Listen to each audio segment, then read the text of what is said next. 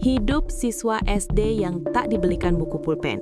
Sehari-hari makan ubi dan pisang, reaksi ibu kaget.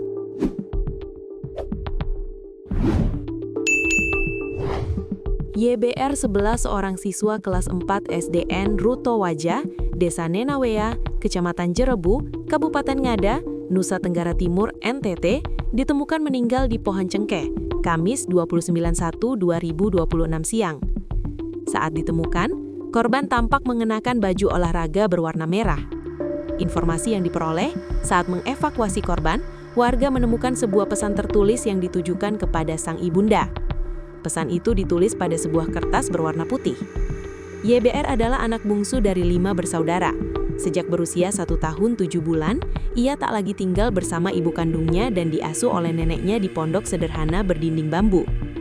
Ayahnya telah merantau ke Kalimantan sejak 11-12 tahun lalu dan tak pernah kembali.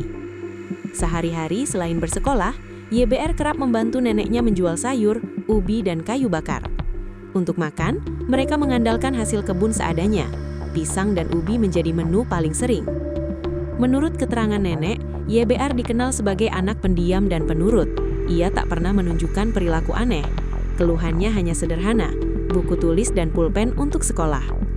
Kami selalu berusaha penuhi, semampu kami, tutur sang nenek lirih saat temu di Sao, Selasa 3 November 2026.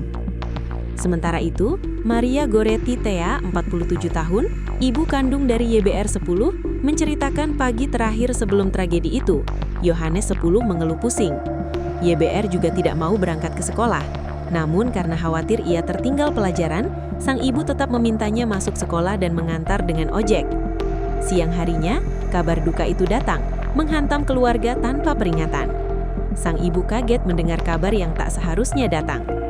"Saya kaget ada kabar dari tetangga. Saya pikir ada pergi sekolah," ungkap Maria.